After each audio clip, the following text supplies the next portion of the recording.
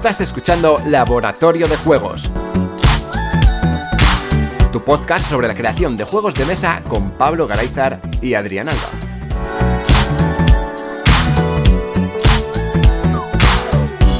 Bienvenidas y bienvenidos a un nuevo programa de Laboratorio de Juegos. Yo soy Adrián Alba y como siempre tenemos al otro lado de la línea a Pablo Garayzar. Hola, Pablo. Hola, buenas. Hoy vamos a seguir con esta saga de audios que está enviando la gente. Cada vez se anima más gente, A esto parece que no va a parar nunca. A este diseño de ludoteca creativa, siguiendo lo que inició Detestable Games. Pues parece que la gente se ha animado y tenemos un montón de audios. Pablo. Sí, el tag ese que se inventaron me parece súper pertinente porque creo que cada cual bebemos de fuentes muy diferentes y está interesante ver pues cuáles son esas fuentes, esos manantiales de creatividad o esas chispas que hacen que arda un prototipo o perviva. Así que vamos a ver qué es lo que tenemos hoy, que me parece que tenemos bastante material, ¿no? Sí, tenemos bien de audios, solamente de 3 personas, pero contenido de sobra, vamos. Muy bien. Para hacer un programa entero. Bueno, no nos entretenemos más. ¿Empezamos con el primero? Venga, dale. Vamos allá. Hola amigos de Laboratorio de Juegos, mi nombre es Pancho Varas, hasta donde sé soy el único chileno del grupo de Telegram, aunque revisando aquí hace 7.894 mensajes que no entro al grupo, así que estoy un poco desactualizado, tal vez ya no sea el único chileno del grupo, lo cual sería muy bueno. Y bueno, ya que estoy desactualizado, me enteré por el capítulo de Año Nuevo que estaban enviando estos audios de recomendaciones de juegos que vale la pena analizar desde el punto de vista del diseño y les quería dar mi humilde opinión. Yo voy a tomar un enfoque un poco distinto al de la mayoría de la gente, ya que me voy a intentar salir del top de línea, me voy a salir del top 1000 de la BGG, que bueno, el top 1000 siguen siendo el 0,7, 0,8% mejor de los juegos, así que el número 999 sigue siendo mejor que el 99,3% de los juegos que han salido. Y les voy a hablar de juegos que pueden ser un poco más oscuros o desconocidos. En primer lugar, Stonehenge. Este creo que no tiene ranking en la BGG ni siquiera. Es un juego del año 2007. Bueno, el nombre completo es Stonehenge, An Anthology Board Game.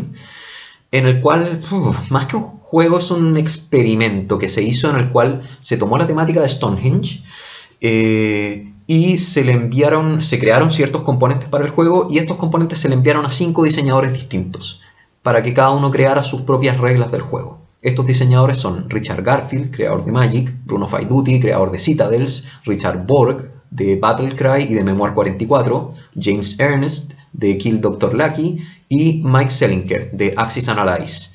Y es muy interesante revisar lo distinto que son estos juegos, revisar cómo de los mismos componentes y la misma temática se llega a cosas totalmente diferentes, revisar cómo fue abordada la temática de Stonehenge de forma totalmente distinta, ver la preponderancia que tiene cada componente, porque hay algunos donde ciertos componentes casi no se toman en cuenta, pero son muy importantes para otro diseñador, etc. Es un juego muy interesante de analizar y si les picó el bichito con esto, existe además una expansión donde se sumaron a este experimento Klaus-Jürgen Werde, que es creador de Carcassonne, Andrew Leone, que es creador de Flux, y la pareja Bruno Catala con Sergi Languet, que fueron los creadores de Shadows over Camelot.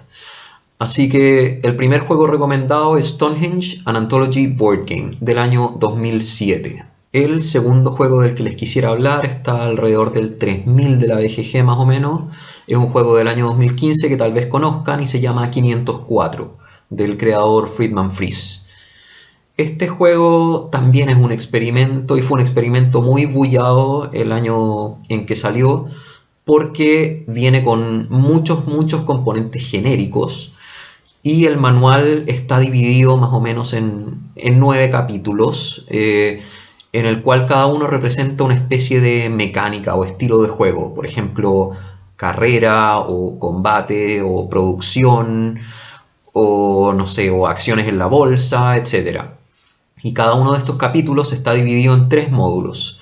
El primero que indica, no sé, la mecánica principal del juego, el segundo que son algunas variaciones de la puntuación y el tercero indica otras variaciones. Y el juego se llama 504 porque la idea es tomar uno de los módulos, de los 9 módulos del principio, combinarlo con alguno de los 8 módulos siguientes que no sean el mismo módulo, y eso combinarlo con alguno de los 7 módulos que quedan. Y por eso el juego se llama 504. 9 por 8 por 7 son 504. Y este juego también merece mucho la pena analizarse desde el punto de vista del diseño, porque deja muchas interrogantes que revisándolo se puede llegar a conclusiones o ideas de cómo fueron solucionadas. Por ejemplo, cómo fueron pensadas las interacciones entre cada combinación, entre cada módulo, porque son 504 combinaciones. Cómo hacerlo para que eso funcione más o menos bien. Qué módulo es más dominante que los otros. Cómo se logra un equilibrio entre jugadores para que ninguno se escape en ninguno de los módulos. Cómo se trabaja el orden de turno, porque hay módulos que prefieren que parta el que tiene menos dinero, pero hay otro módulo en el que funciona totalmente al revés. ¿Cuál de los dos manda? Lo mismo, contradicciones o problemas entre módulos. Hay un módulo que me dice que parta con 60 de oro y el otro me dice que parta con 20. ¿Cuál de los dos uso? ¿Cómo escribo un manual para explicar todo eso? ¿Qué otra pregunta? ¿Por qué el juego es 504 y no 729? Que sería 9 por 9 por 9. O la pregunta equivalente, ¿por qué un módulo no se puede combinar consigo mismo? Y bueno, si revisan vale mucho la pena también revisar las críticas que tuvo, los fallos, qué aciertos tuvo. Este es un juego que de verdad se pueden pasar mucho tiempo revisando y que sin duda va a enseñar mucho, mucho, mucho en términos de diseño. Así que este es mi segundo juego recomendado, 504, de Friedman Freeze. Y como no hay regla sin excepción, ahora sí me voy a meter dentro del top 1000 de la BGG, pero no para hablarles de un juego, sino para hablarles de una familia de juegos, que es la familia Werewolf, de Ted Alspach. Bueno, existen muchos juegos de dominio público que han sido adaptados al formato caja para poder venderse sin hacerle prácticamente ningún cambio, como sería Black Stories, que es un juego que yo creo que la mayoría más de alguna vez jugó, que es simplemente pensar una historia y que tus amigos te vayan preguntando cosas y uno puede responder sí, no, irrelevante. Eso en una caja es Black Stories. Balderdash es un juego que yo siempre conocí como el diccionario. Telestrations es un juego que se llama, bueno, yo lo conocía como Come Caca Gato, Eat Poop You Cat, donde uno pensaba una frase, la escribía, el siguiente la tenía que dibujar, el siguiente doblaba la hoja para no ver lo que estaba escrito ni lo que estaba dibujado y escribía lo que pensaba que era, doblaba la hoja, el siguiente lo leía y tenía que dibujar y así.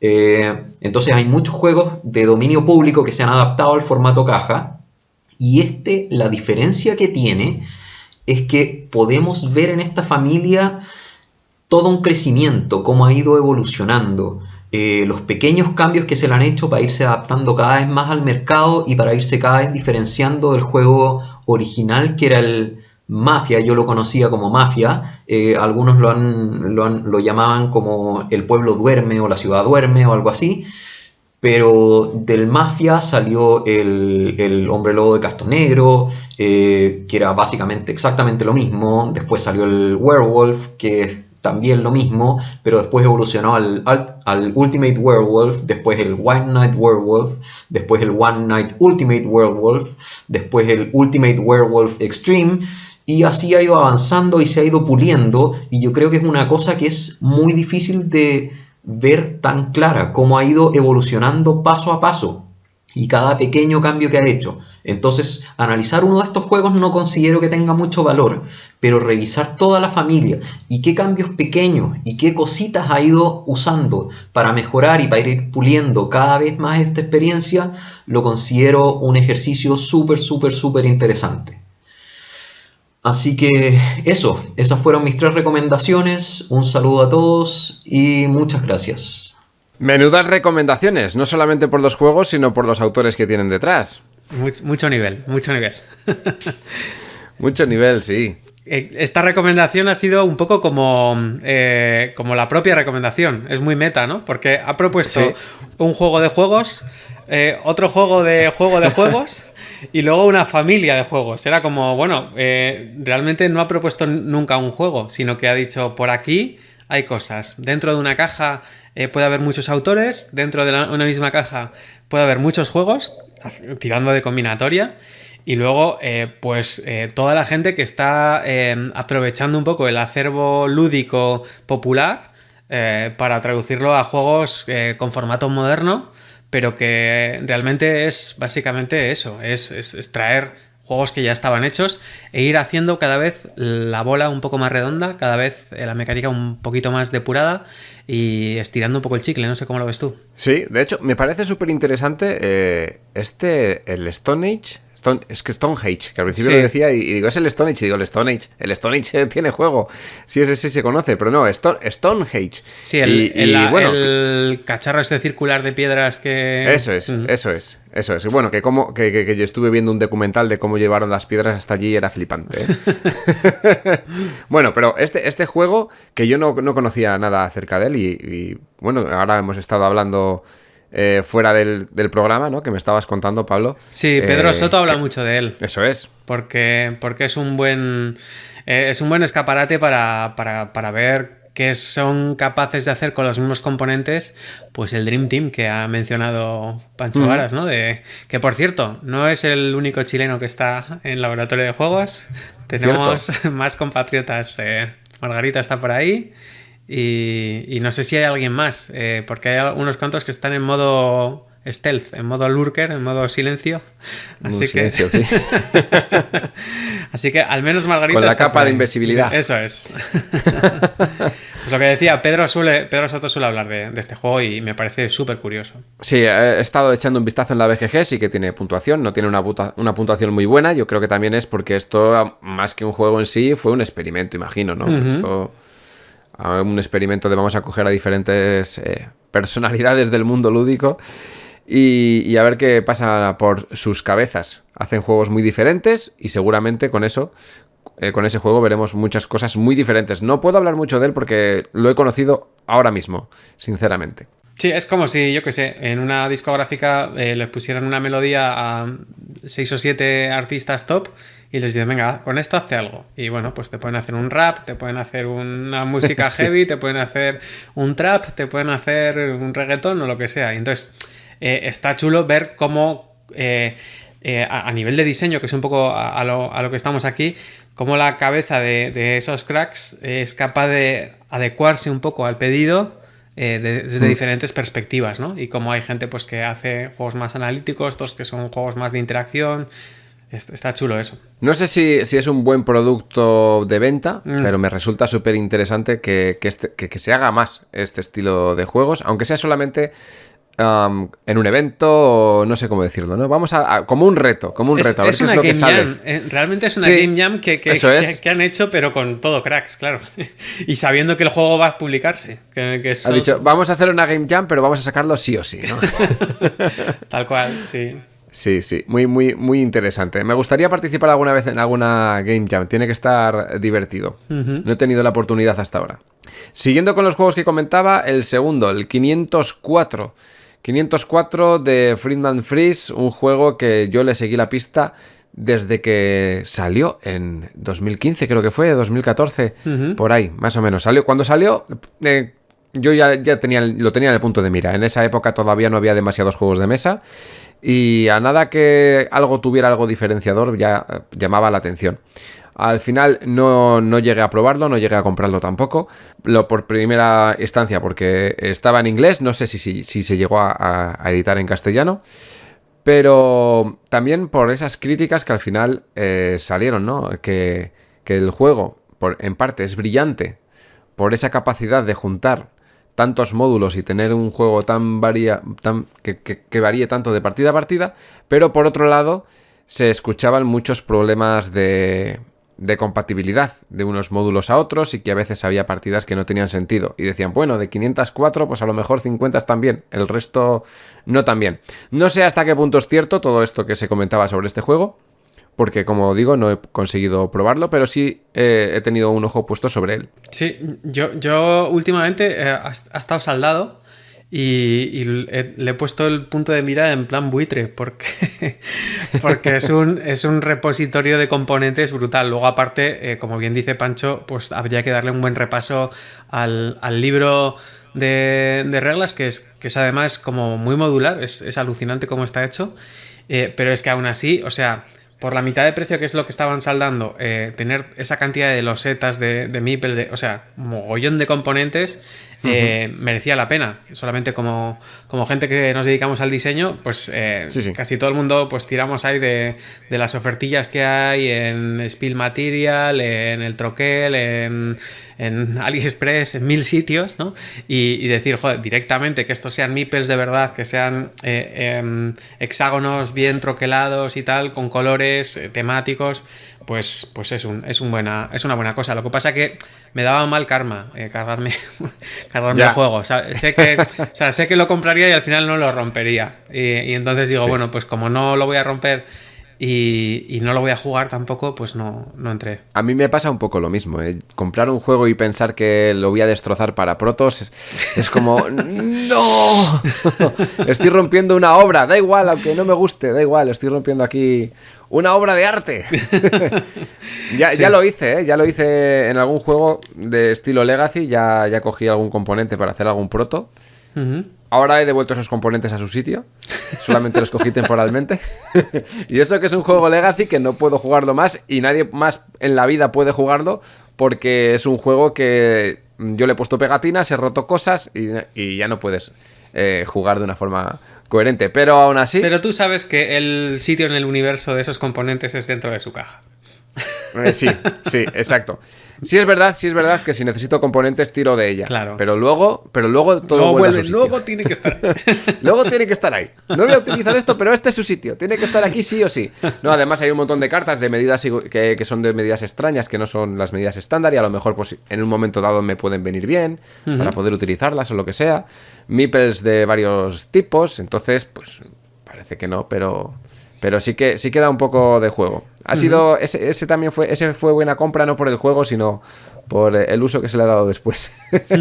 Muy bien. Y la última familia que nos propone, pues es eso, es básicamente cristalizar en juegos de mesa modernos un montón de tradición lúdica que había hasta ahora y que a veces pues da un poco de risa decir, voy a gastarme 15, 20, 30 euros en un bloc de notas, un lápiz y X cartas que lo único que tiene son palabras, ¿no? Entonces es como, bueno, Así es que es. el juego estaba ya hecho y pues lo único que me están dando es las ganas de jugar a este juego, porque realmente tenía los componentes en casa para hacerlo sin la caja. Y aún así, luego, pues como bien dice Pancho, el juego gana popularidad porque está en las baldas. Y surgen pues expansiones, refinamientos de reglas y variantes que al final le dan una segunda juventud a esos juegos de toda la vida, ¿no? Ponía como ejemplo, creo que era Hombres Lobo de Castro Negro, pero lo llamaba de otra forma, Werewolf. Sí, él lo llama Mafia y luego salió el de los Hombres Lobos de Castro Negro y luego eso, el Werewolf que ha dicho que tenía como chorrocientas expansiones. Es que tiene... Y ediciones. Sí. Ediciones, ¿no? Incluso el Hombre Lobos de Castro Negro tiene muchísimas ediciones. Que estos juegos, como tú bien dices, vienen de cosas que ya estaban inventadas. Sí, yo he jugado a esto con el nombre del asesino del pueblo, básicamente. Eso es. Y tú has jugado con una baraja. Eso es. Por ejemplo, una baraja española de que has jugado y el que tenía el rey era el sheriff y el otro era... Sí, lo que fuera, ¿no? Y es una adaptación que yo creo que es muy buena y como es un juego que al final ha sido de tendencia popular, pues fuera bueno o fuera malo, el éxito de este juego ha hecho que la gente quiera jugarlo más, por lo tanto ha habido más interés sobre este juego y a la vez se han ido puliendo mucho más las mecánicas del juego para nuevas ediciones y demás. Sí, hablando los juegos de toda la vida están súper testeados, eso sí. Sí, eso es. Y hablando simplemente de Hombres Lobo de Castro Negro, pues puedes ver como la primera caja básica que salió eran solamente tenías lobo, cazador y luego tenías, ¿cómo se llama? Los aldeanos y aldeanas, tenías eso. Pero después empezaron a meter, pues te meto a la bruja que también puede matar y puede hacer no sé qué. Te meto a una niña que puede observar y puede hacer un poco la jugada de hacer trampas durante la partida. Te meto luego parejas de enamorados que si se muere uno, se muere el otro. Entonces empiezan a meter un montón de roles nuevos que hacen que el pueblo no sean simplemente personas que están ahí y no hacen nada, sino que cada persona tiene habilidades extra y eso encima enriquece el juego, ¿no? Y eso ha ido saliendo poco a poco y por eso tiene 10.000 ediciones este juego también. Claro, la idea también es un poco aplicar la metodología del diseño de juegos modernos pues a todo esto, ¿no? El juego original es bueno, lo que pasa que, como bien dices, pues si te toca pueblo tienes poquísima agencia, es básicamente estar. Y bueno, pues eso se soluciona bastante rápido. Y además, si lo puedes vender en cajas diferentes, pues eso que te llevas. Mejor. Muy buenas recomendaciones las de Pancho. Me han gustado mucho porque es que son recomendaciones de recomendaciones. Porque ha hecho recomendaciones de juegos. Así que sí. Muy meta todo. Luego, justo con esto, se me ha venido a la cabeza, era inevitable que se me viniera a la cabeza, porque cuando estaba hablando del juego de que no, escribes, doblas el papel, pintas, doblas el papel, pues fíjate que ahora hay un juego que está muy de moda que se llama Gartic Phone, que hace exactamente esto. Empieza una historia, escribes algo, otra persona lee lo que has escrito, tiene que dibujar, la siguiente persona viendo el dibujo tiene que escribir, y es el teléfono escacharrado, pero en papel, ¿no? Exacto. Básicamente. Como el Telestrations ese que mencionaba, es un poco mecánica de teléfonos cacharrados, sí. Eso es. Y no me gustaría seguir el programa sin hacer esa pequeña mención de la influencia que está teniendo los juegos de mesa en los videojuegos, sobre todo en esta última temporada. Quizás al principio se buscaba más la experiencia de rol en los videojuegos y últimamente creo que se busca mucho también esa experiencia que podemos tener en juegos de mesa en mecánicas que tienen ciertos videojuegos, como puede ser el Among Us, que se centra mucho como si fueran los Hombres Lobo de Castronegro, por poner el mismo ejemplo. Este mismo Gartic Phone, que hace una versión digital de lo que ya teníamos. Lo mismo que el Pinturillo. El Pinturillo no deja de ser un juego que también es de este estilo, ¿no? Como si fuera el Pictionary, ¿no? De este estilo. Y luego muchos juegos de gestión que antes en los videojuegos casi que siempre estábamos buscando la acción directa de que el juego fuera dinámico, y ahora hay muchos juegos que van por turnos, que son pausados, que tienes muchos elementos muy similares a componentes de juegos de mesa. Sin ir más lejos, el otro día estuve jugando a un juego que se llama Loop Hero y yo ya digo, esto es un juego de mesa, lo que pasa es que han utilizado la IA para no tener aquí 10.000 componentes, pero al final era un mapa cerrado, un loop, o sea, un aro de camino, que representan losetas, entonces te van saliendo losetas, tú las vas colocando y vas avanzando al peón. Eso es el juego, básicamente. Sí. Digo, es el juego de mesa en videojuego. La idea es que los libros de diseño de juegos ya cada vez diferencian menos entre videojuegos y juegos de mesa. Sí que es verdad que todas las limitaciones físicas desaparecen en el mundo de los videojuegos, pero claro, las limitaciones físicas de nuestro cerebro no. Es decir, el videojuego podría ir muchísimo más allá, pero no lo entenderíamos o no nos gustaría tanto, no nos parecería tan divertido, porque se alejaría mucho de nuestras competencias, ¿no? De lo que sabemos hacer. Entonces, al final, los juegos de mesa se han complicado tanto para atender un poco pues a ese perfil jugón más duro, más que quiere cosas más complejas, y los videojuegos se han popularizado tanto que no se pueden complicar mucho más, y ahí entonces hay una tierra fértil para ambos, ¿no? Y cada vez estamos viendo más pues bibliografía, vídeos, canales y demás que hablan de diseño de juegos y dicen, bueno, pues esto lo aplicaría más a juegos de mesa, o esto lo aplicaría más a videojuegos, o el tema de la IA se puede extender mucho más en el videojuego, pero con un auto más sencillo, pues en el juego de mesa también salvaríamos la papeleta, etcétera. Pues sí que lo veo tal cual como tú.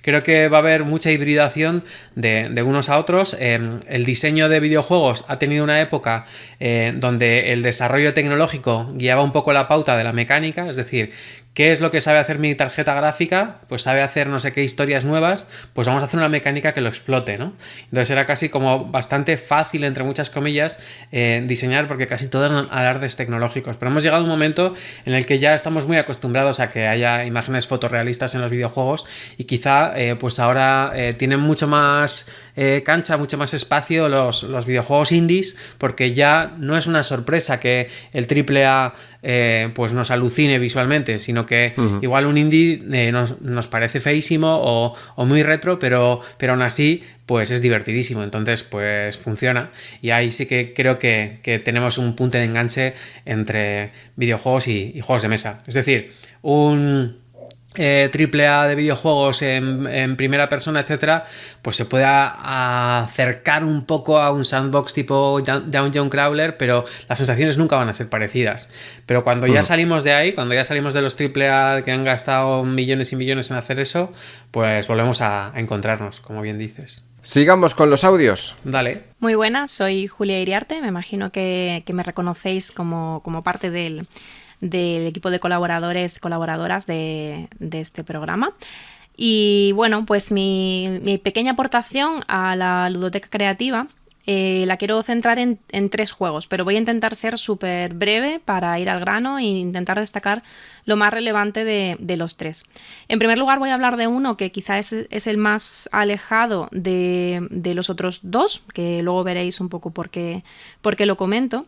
Pero es un juego que, bueno, me hace ilusión porque me recuerda mucho a nuestro Paco Gómez, que ya sabemos que es nuestro particular Nicia, y es que este juego es Lost Cities de Nicia. Y es un juego, bueno, que trae la editorial de Beer. Es a partir de 10 años para 2 personas y la duración es de unos 30 minutos. Es un juego que a mí particularmente me fascinó desde el primer minuto, porque siendo tan sencillo y con una idea tan básica, es un juego espectacular, con una cantidad de matemáticas detrás que es que de verdad es alucinante, y lo súper entretenido que es, aparte de que, bueno, el tema de exploración de diversos entornos, pues con ruinas y entornos subacuáticos donde explorar, pues bueno, distintos templos perdidos y tesoros y demás, la verdad es que es alucinante. Pero lo más interesante del juego, como digo, es la sencillez que tiene, y de lo que creo que hay que aprender más a nivel de diseño. Y es que el juego es tan sencillo como en tu turno lo único que tienes que hacer es o jugar una carta de tu mano o descartar una carta de tu mano. Y luego robar otra. Y ya. no tiene más. Y sin embargo, la gracia del juego es que tienes que formar distintas columnas de cartas de distintos colores. Tienes acceso a algunas cartas que están a la vista de cada color. Y cada carta tiene un número. La idea es formar tus propias columnas de cartas del número menor al número mayor. Son del 1 al 12, si no recuerdo mal, las cartas. Y siempre que pongas una carta en tu propia columna, no puedes saltarte un número previo. Insisto, se genera una tensión en la dinámica del juego, es espectacular, se genera una tensión muy, muy curiosa, pero también muy satisfactoria al intentar robarle a la otra persona lo que acaba de dejar, lo que acaba de poner, o coger lo que... intentar apostar por unos números y que te toquen a ti, pero luego pues a lo mejor no lo consigues. Y la verdad es que en general es un juego, Lost Cities, que es que personalmente me parece una pasada a nivel de diseño en lo que respecta a lo que se dice mucho en este podcast, que es esa sencillez, la sencillez de no ponerle más cosas al juego de las que son necesarias, sino quedarnos con lo básico, con la esencia de lo lúdico de este juego. Y que, insisto, a nivel matemático, a mí particularmente es que me enamora muchísimo este juego.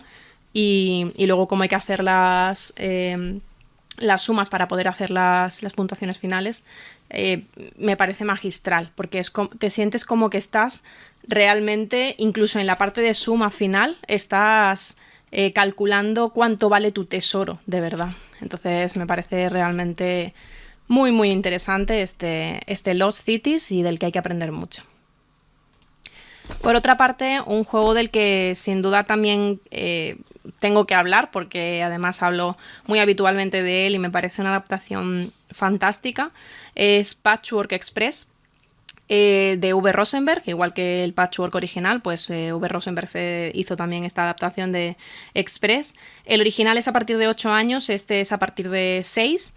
Y como siempre digo, está adaptado no solamente para que jueguen niños y niñas a partir de esta edad, sino también para personas más mayores, que a nivel de visión y demás es que me parece un acierto. Me parece un acierto a nivel de diseño del propio juego, el cómo simplifica las mecánicas del Patchwork original, digamos. Creo que es un juego que a mucha gente le vendría muy bien jugar a Patchwork normal y luego jugar a Patchwork Express para ver cuál es la diferencia y entender realmente cómo se hace un juego adaptado simplificado realmente, no necesariamente, como digo, adaptado a personas, a niños y niñas, sino también en general simplificado, y el poder incluir pues unas mecánicas más sencillas, unos números menos complejos, los componentes mucho más adaptados a niños y niñas o a personas que simplemente no quieran ponerse a pensar y a encajar piezas que son más complicadas a lo mejor. Lo adapta todo, adapta la duración del juego, adapta la dificultad en el sentido de que añade una mecánica de meter unas losetas adicionales después de cuando estás a punto de terminar la partida, digamos cuando te quedan 5 losetas solo. Añade un pack, que no sé si son 8 o 10 losetas más, yo creo que son como unas 8 así, que son muy sencillas y son para rellenar huecos. Entonces esto equilibra muchísimo las partidas y le da muchísima más facilidad a las personas que a lo mejor no saben jugarlo tan al detalle, pues para rellenar esos huecos, y esto hace este efecto de también un poco de igualar, ¿no?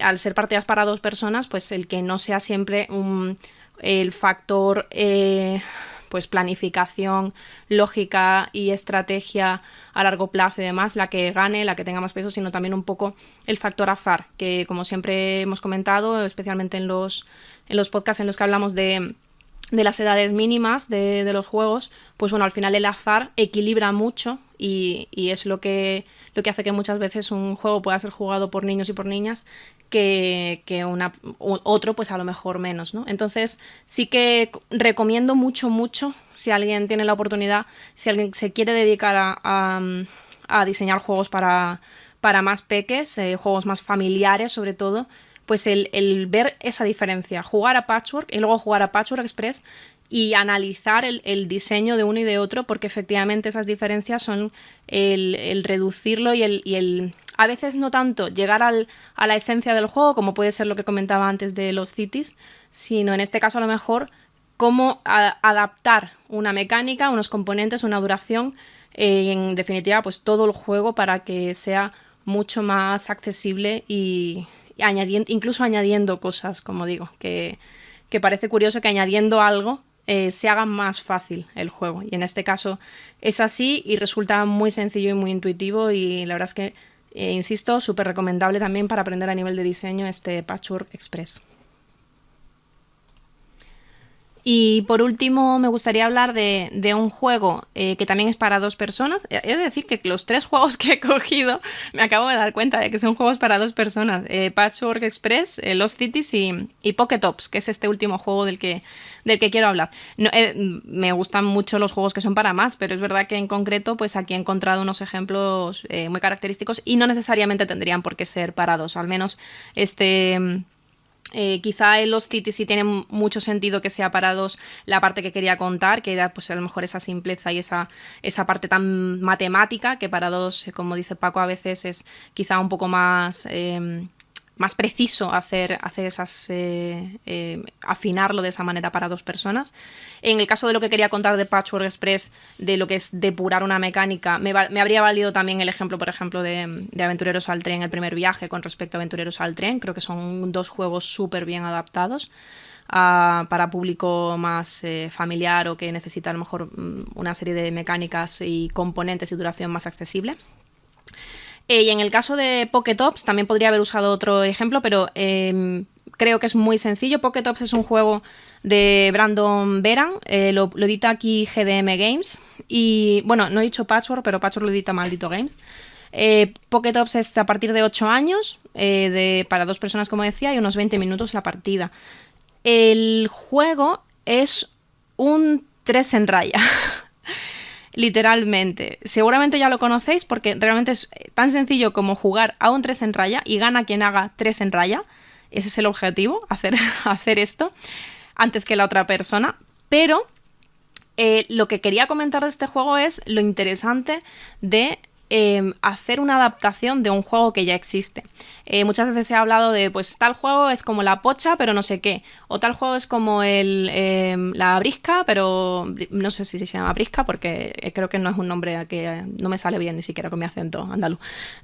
Pero es un juego clásico, como puede ser puede ser el 3 en raya, pero le han añadido algo que lo convierte en un juego completamente diferente. Y súper estratégico a nivel de pararse a pensar muchísimo, porque cada vez que tú colocas una ficha, tienes la posibilidad de que sea una ficha que sea un agente, que tenga una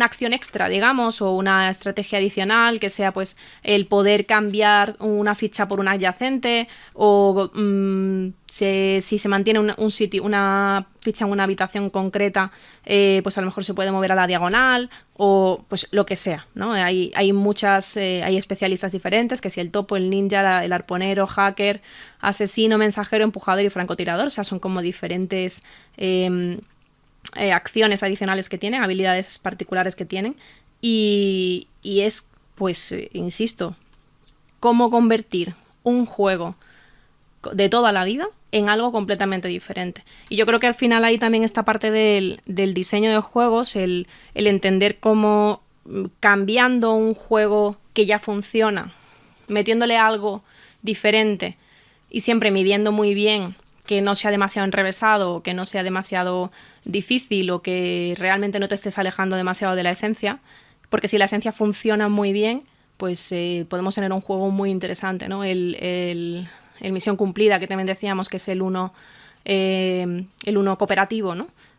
Pues me parece que es súper interesante darnos cuenta de estas cosas y cómo cogiendo creo que es un ejercicio, sobre todo a nivel de práctica de diseño, coger un juego clásico y adaptarlo y meterle algo diferente, pues podemos tener ahí un producto estupendo, y si no, pues por lo menos hemos practicado y hemos aprendido a modificar cosas que ya existen, que están bien, y cómo se puede hacer, ¿no? Entonces Pokétops creo que es un ejemplo muy interesante para esto mismo, y en principio pues estos 3 juegos serían los que quería compartir. Y nada, he dicho que iba a tardar poco y al final ha sido un poquito más de la cuenta, pero espero que sea interesante. Y nada, nos vemos en otro episodio. Muy bien, pues volvemos a ver que la gente tiene una idea y pone ejemplos sobre esa idea, ¿no? La idea de Pancho era vamos a hacer juegos de juegos, pues parece que la de Jules, la de Julia, es vamos a buscar la esencia, ¿no? de cada uno de los juegos. Vamos a hacer juegos que sean que vayan a lo mínimo que funciona, como el Lost Cities, o a reimplementar un juego para adaptarlo, que es una idea que me parece potentísima desde el punto de vista de diseño, sobre todo si queremos vender más. Ya lo comentó Julia en su sección, si queremos vender más tenemos que rebajar la edad de entrada a nuestros juegos, porque la gente quiere jugar en familia y quiere jugar a partir de 6 o a partir de 8, etcétera. Y hacer eso es verdaderamente complicado sin perder la esencia del juego, es decir, sin hacer que los mismos componentes y la misma temática esté ahí, pero que el juego se diluya, desaparezca, ¿no? Entonces, los 2 ejemplos que proponen en esta línea, del Patchwork a Patchwork Express y de Aventureros al Tren, que ya lo he comentado alguna vez, a Aventureros al Tren, mi primer viaje, me parece como 2 ejemplos tan buenos que todos y todas nos tendríamos que fijar en cuáles son las claves, es decir, qué se queda, qué va fuera, qué entra para que sea un poco más fácil, que también lo ha mencionado Jules, no sé, eso me parece chulísimo. Y volvemos otra vez, Pancho y Jules coinciden en el acervo popular, ¿no? En decir, bueno, hay muchos juegos ya creados, probablemente no haya mucho resquicio para inventar una nueva mecánica. Mecánicas salen cada mucho tiempo y con un golpe así de genialidad de alguien, pero sí que se puede dar una segunda vida a mecánicas que son súper conocidas y que además facilitan un poco la puerta de entrada a los juegos, porque si ya la mecánica principal la sabes, pero luego tiene un girito, pues solamente tienes que aprender el girito, ¿no? Y quizá en ese giro está lo interesante, pero tú ya vas con menos miedo al juego, ¿no? Y pues esa bajar la barrera de entrada, que creo que es un poco el leitmotiv del mensaje de Jules, es súper importante desde el punto de vista del diseño. Primero, porque si somos capaces de hacerlo, vamos a vender más. Es lo más así rápido. Pero luego también porque estamos entendiendo la esencia de nuestro juego. Es decir, si yo tengo un proto y no sé hacerlo para menos años, muy probablemente es que no esté entendiendo del todo mi juego. Me parecen muy acertados todos los juegos que ha mencionado Julia. Primero porque Lost Cities, Reiner Knizia, que Reiner Knizia sigue sacando juegos y sigue manteniendo esa esencia en los últimos que ha sacado.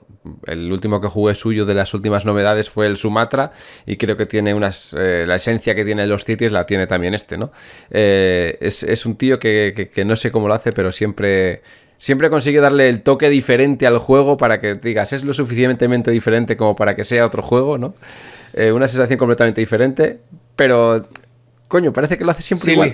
Sin liarse además. Eso sí. Es que yo no controlo nada de pintura, pero un amigo que su padre es pintor me decía, los buenos pintores lo que hacen es muy pocos trazos. O sea, con un trazo, con 2 trazos, te dibujan una silueta que es reconocible. Pues yo creo que esa es la magia de Knizia. Sí, yo creo que también. Este Lost Cities yo no lo conocía. Y eso que es relativamente... Viejuner, porque lleva desde la primera edición que hemos visto ahora en 1999, ¿no? Luego ha habido una reedición más modernizada en 2000 y pico, pero sí, nos ha dado tiempo para conocerlo. Sí, pues no lo conocía y eso encima que es exclusivo a 2, ¿no? Después Patchwork, V. Rosenberg también, me parece... No solamente por el Patchwork Express, sino que V. Rosenberg creo que marcó un antes y un después con los juegos de los Losetas cuando sacó Patchwork. Fue como la cadena de montaje que empezó en la cabeza de mucha gente para decir, que se puede hacer juegos con este tipo de losetas de Tetris, vamos a hacer muchas cosas. De ahí que han salido. Él mismo ha hecho otros 4, 5 o 6 juegos. Bueno, él tiene una churrería con Patchwork. O sea, le va dando vueltas y van saliendo churros. O sea, no... pero no son churros, eso es lo bueno, que no son churros, sino que son buenos juegos. Pero justo antes del Patchwork yo no recuerdo ningún juego que compartiera esta mecánica y sin embargo a partir del Patchwork sí que han salido un montón de juegos más que no son de V. Rosenberg y que comparten esta pequeña mecánica de ponemos rondel de losetas. Sí, sobre todo lo de rondel de losetas de diferentes formas y encajarlas en un sitio, ¿no? Luego ya le añaden el girito. Pues uno mete animales, otro mete gatos, otro mete lo que sea. Pero son diferentes. Y como no, pues Patchwork no puede dejar de ser un referente para mirar qué es lo que hizo ese juego, ¿no? No solamente el Express para ver qué es lo que se hizo bien a la hora de reducir un juego a su mínima potencia para que fuera más asequible, adaptado eso es más asequible a un público más infantil, sino que Patchwork qué es lo que hizo bien para que ese tipo de juegos empezaran a tener éxito o se empezaran a ver en el mercado. Sí, crear una tendencia, como la tendencia que ha habido con Roll and Write y demás, pues sí es. Y quien golpea el primero normalmente golpea 2 veces. V. Rosenberg ha golpeado como 14 veces, pero sí que... Sí, nosotros tenemos el Express, no tenemos el normal y estamos encantados, porque normalmente solemos jugar a 2 y me parece, pues eso, que es un juego que con tan poca cosa hace partidas tan chulas y tan cortas además. O sea, a mí el perfil de que me apetezca jugar una segunda vez... o sea, que el perfil de jugador que soy yo es que me apetezca una segunda vez y jugar 2 o 3 veces para rellenar el hueco que tengo asignado en lugar de una partida sesuda y demás, ¿no? Porque además, pues el azar también puede ir de un lado para otro y como que te quedas con sensaciones más interesantes. Pues en el tema del Patchwork Express yo creo que eso está súper bien conseguido. Y de hecho me ha sorprendido mucho porque estaba bicheando un poco por la BGG y he visto que en la edición holandesa se llama Patchwork Light. O sea, bien. Que la declaración de intenciones es clarísima. O sea, no es que esto vaya a ser más corto, es que va a ser más suave. O sea, te va a costar menos y me parece muy chulo. Después, con el juego de Pocket Ops... Me ha gustado mucho la referencia que hace de voy a traer los juegos clásicos, ¿no? Al mundo moderno en el diseño de los juegos de mesa. Hoy en día creo que hay muchos juegos que ya empiezan a hacer esto, cada vez se está teniendo más en cuenta el juego clásico para traerlo al mundo de los juegos de mesa. Por ejemplo, tenemos La Tripulación, que es lo que decía de la pocha. Pues este juego, bueno, yo le he conocido siempre la pocha como el tute. Luego la gente me dijo que la pocha era el tute y yo me quedé como, ¿what? Que no sabía lo que era la pocha, ¿no? Pero sí, la Tripulación no deja de ser un juego estilo tute, estilo la brisca, de jugar un palo y arrastrar al palo e intentar jugar. Lo que pasa es que con un giro que hace que el juego sea cooperativo. Mal Trago no deja de ser un juego que hemos utilizado para beber cuando éramos jóvenes. 500, 1000. Sí. En una adaptación en la que no te hace falta beber. Sí, pero en una adaptación en la que los trolls beben, así que... Sí, pero tú no, o sea, tú realmente no. Sí, pero vamos, que es como si juegas al quinito en un videojuego.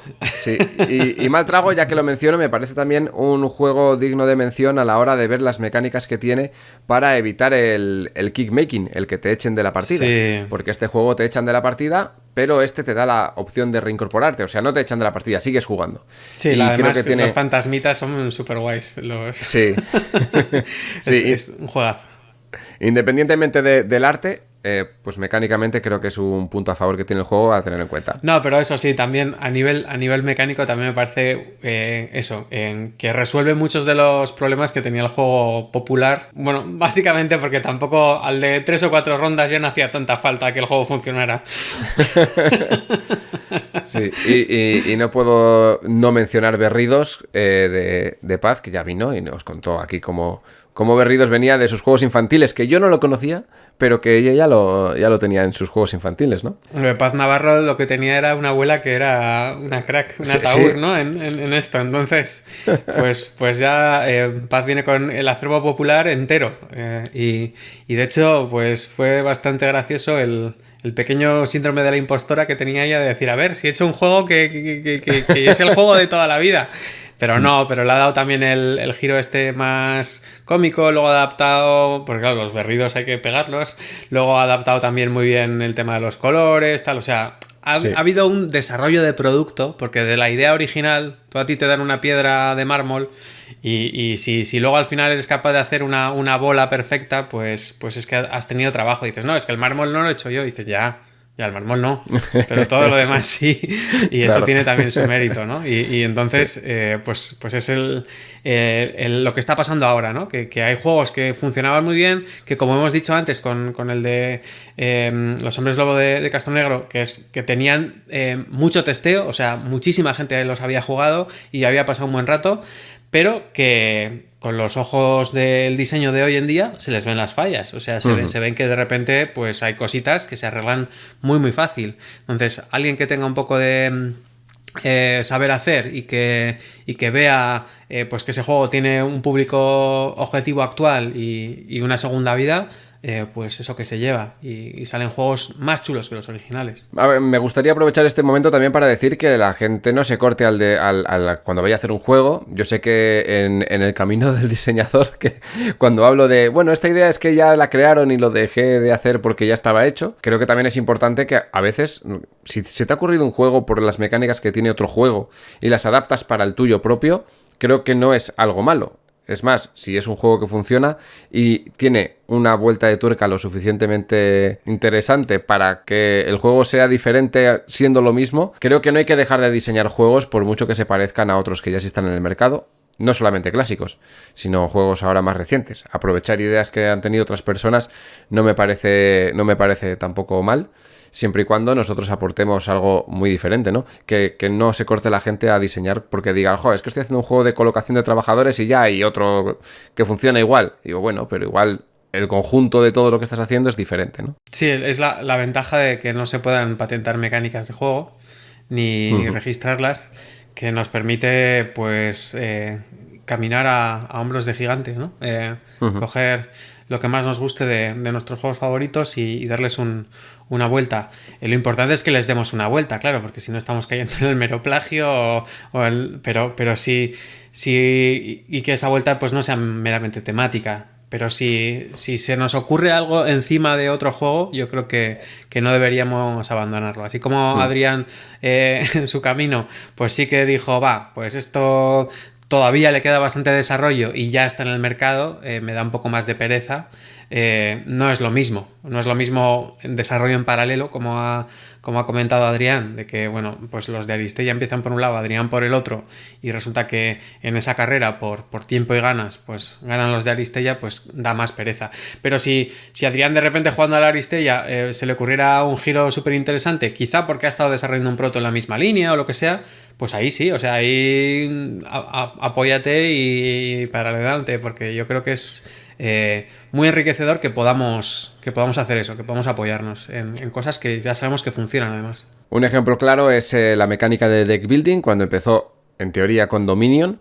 Ahí es donde cogió el boom y antes no se utilizaba esa mecánica. Y a partir de ese juego se han hecho juegos muy diferentes que no tienen nada que ver unos con los otros y utilizan esa mecánica principal, que es la de deck building. Y luego lo que pasa también es que hay un mercado para esos juegos. Es decir, exacto, que hay gente que dice, a mí me encanta, pues yo qué sé, el Legendary Encounters, pero no quiero estar jugando todo el rato al mismo juego. Entonces, si sacas un juego que tiene un 90%, un 80% de parecido, pues no es súper original, pero sigue siendo el sabor que a mí me gusta. Así que me lo voy a comprar, voy a pues compararlo con el otro, voy a jugar alternativamente con uno y con el otro y tal. Entonces, bueno, tampoco es algo tan descabellado desde el punto de vista ya más de marketing o de ventas o de buscar un sitio en la balda de nuestro producto, ¿no? ¿Pasamos al último audio de hoy, Pablo? Venga.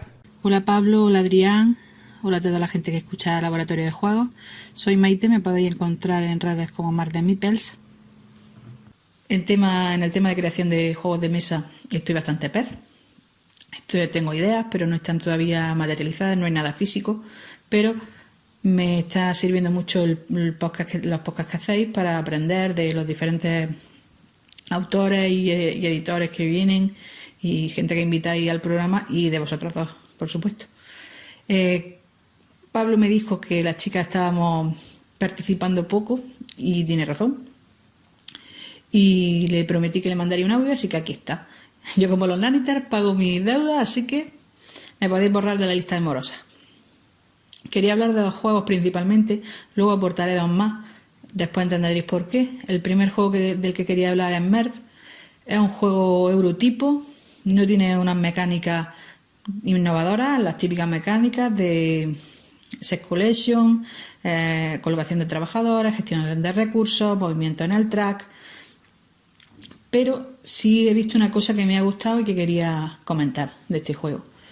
El juego se divide en 3 rondas. La primera ronda, digamos que el juego nos da un poco de cuartelillo, nos da una ventaja para que vayamos realizando determinadas acciones y hagamos una determinada acción de vez en cuando para protegernos de un evento que nos va a proponer el juego en la segunda y en la tercera ronda, justamente antes del momento de la puntuación. Por lo que tenemos la primera ronda y la segunda ronda para proteger de ese evento, que es un ataque de las hordas mongolas. En Mer tenemos una ciudad central donde posicionaremos nuestros meeples para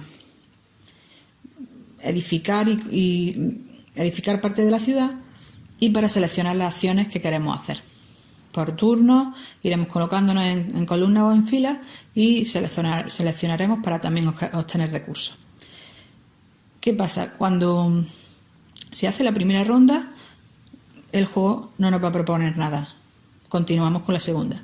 Pero cuando termine justamente la segunda ronda, el juego nos dice que se produce un ataque de una horda mongola. Y va a atacar la ciudad por todos los frentes disponibles. Todos los edificios que tengamos dentro de la ciudad que no estén protegidos por murallas van a ser eliminados de la partida, a no ser que pagamos una determinada cantidad de recursos. Por eso, en la primera y en la segunda ronda es necesario utilizar una de las acciones que tenemos disponibles dentro de la ciudad, que se llama muralla. Gastando una determinada cantidad de recursos podemos amurallar la ciudad para evitar la penetración de las hordas mongolas. Me parece una cosa interesante que dentro de de un juego competitivo haya esa pequeña mecánica cooperativa, porque realmente no solo nos protegemos a nosotros mismos, sino también tenemos que proteger a los demás. Dentro de esta mecánica tiene también una recompensa o un acicate para usarla, que es que vamos a ganar puntos de victoria por la protección. Es decir, si protegemos un edificio propio, ganaremos un punto de victoria. Si protegemos un edificio de un contrario, ganaremos 2 puntos de victoria. De esta manera tenemos otra bifurcación, otra ramificación dentro de esta mecánica en el que tenemos que elegir entre ganar más puntos de victoria y desproteger nuestras ciudades, o conformarnos con menos puntos de victoria y proteger lo nuestro y que los demás, cada uno proteja lo suyo. Hasta Imer es un juego que en ese tema en concreto me ha llamado la atención y me ha gustado. También tiene ahí un poco de dicotomía entre qué hacer, si proteger solo lo tuyo, si proteger también parte de los demás. Ahí puede haber jugadores que no quieran proteger y se dedican a hacer otras acciones, y a lo mejor los demás jugadores no quieren proteger su edificio, que después nos darán puntos de victoria y en cada ronda nos proporcionarán recursos. Por eso es importante protegerlos.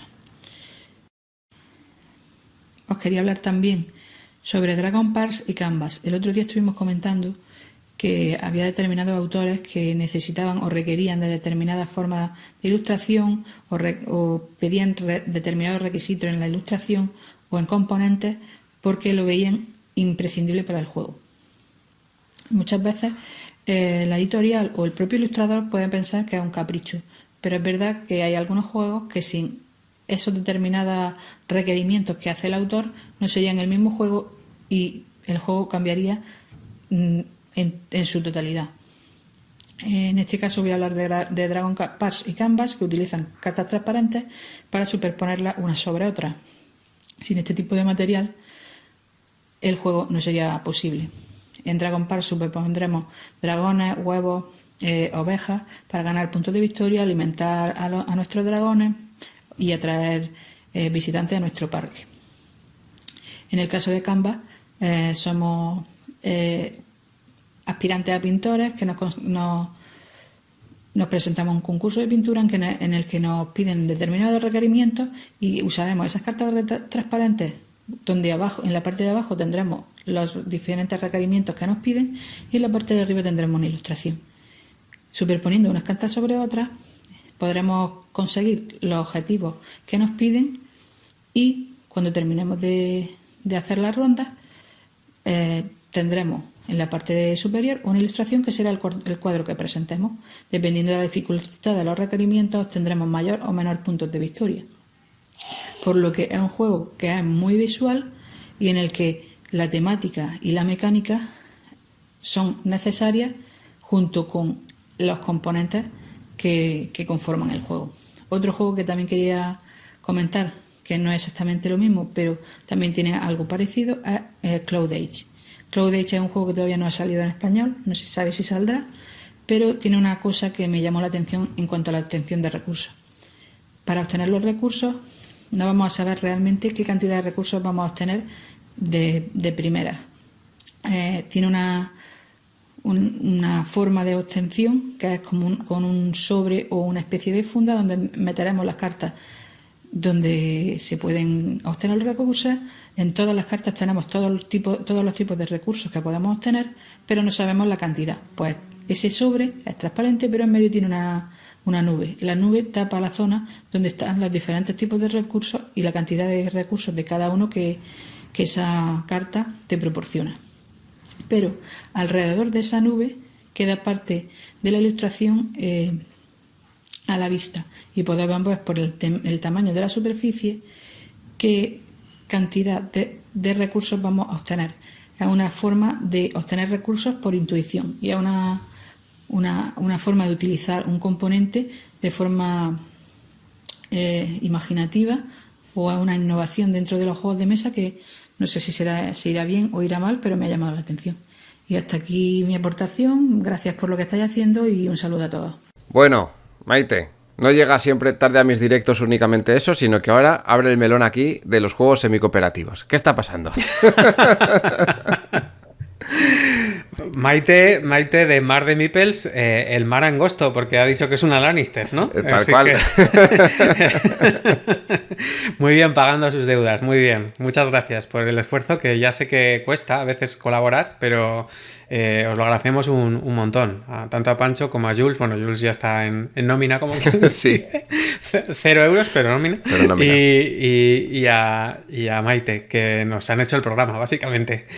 Muchísimas cosas que comentar. Primero, el melón del melonar de los semicooperativos. No sé si quieres comentar algo antes de que David Sánchez Serrano entre en combustión espontánea. Bueno, yo siempre pienso que los juegos semicooperativos, si dice David, no existen, dependiendo del punto de vista, ¿no? No es un juego cooperativo, pero el juego tiende a que cooperemos de vez en cuando. Entonces, yo creo que es algo interesante cuando un juego hace bien el tema de pensar si voy por mi cuenta o cooperar para hacer ciertos aspectos del juego, siempre y cuando sepas que tú estás jugando para ti. O sea, tú tienes que hacer lo mejor que te convenga, pero eso te permite cooperar. Yo creo que los semicooperativos existen, que están en el mercado y que se pueden disfrutar perfectamente.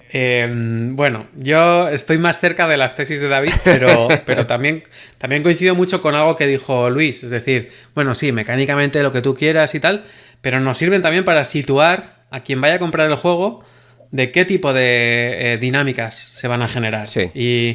Y Maite lo comentaba súper bien con Merv, ¿no? Una ciudad mítica de la Ruta de la Seda, que tiene, pues eso, tiene una mecánica que favorece que colabores, por lo menos a nivel puntual. Dices, como en esta ronda, si quieres el doble de puntos de victoria, protege a algo que no es tuyo, ¿no? Uh-huh. Dices como, wow, ¿qué tengo que hacer? Menos puntos de victoria y mi parte del tablero está más protegida, o me voy a proteger al resto porque quiero puntos de victoria en este momento de la partida, o me dedico, como bien ha dicho Maite, a buscar recursos por ahí y pasar de las protecciones de lo mío, de los demás, y a saltar de un lado para otro. Y ahí se generan estrategias muy diferentes que dependen, como suele decir Paco, de lo que esté haciendo el resto. Es decir, no hay una estrategia dominante, depende mucho de a qué esté jugando el resto para saber adaptarme y saber leer la partida, como quien dice, ¿no?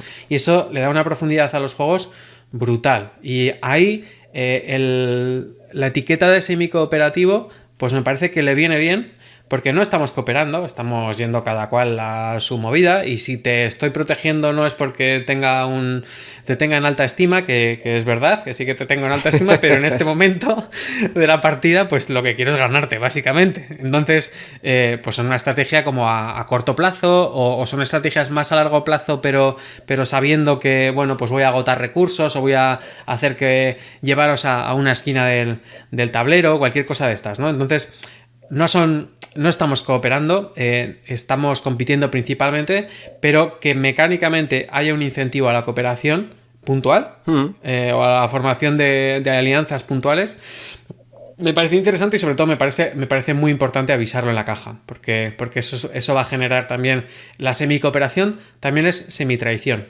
Entonces hay gente que la parte semi-cooperativa la lleva muy bien, pero la parte semi-traicionera no la lleva nada bien. Sí, lo veo exactamente como tú. Para mí un semi-cooperativo es un juego que en finalidad es competitivo, pero que tiene esos matices de cooperación. Nos hablaba de Canvas y nos hablaba de Dragon... De juegos transparentes. Sí. De Dragon Parks, con cartas que a más de uno le habrán dado, le habrán sentado mal, diciendo, ¿esto qué hace aquí? Estas cartas transparentes.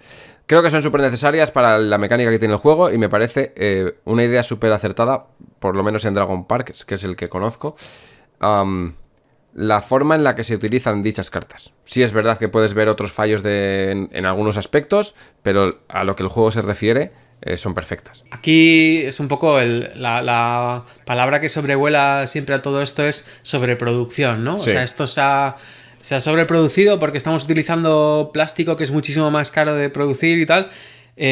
No, porque de hecho el tema de que sean transparentes a nivel combinatorio hace que haya que fabricar muchísimas menos cartas, y eso es algo que ha permitido que haya juegos que tengan muchísima más profundidad combinatoria, con un número de componentes más o menos manejable.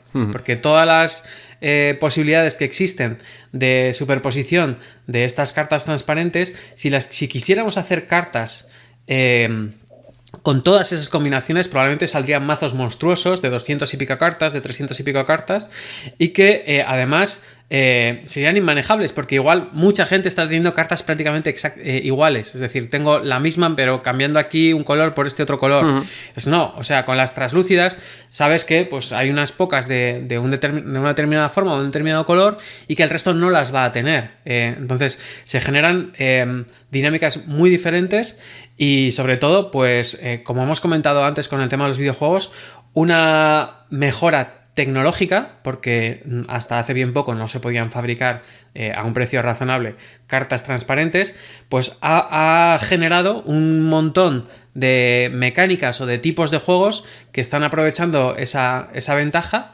y lo están haciendo cada vez de formas más creativas. Entonces, me parece una súper buena recomendación desde el punto de vista del diseño.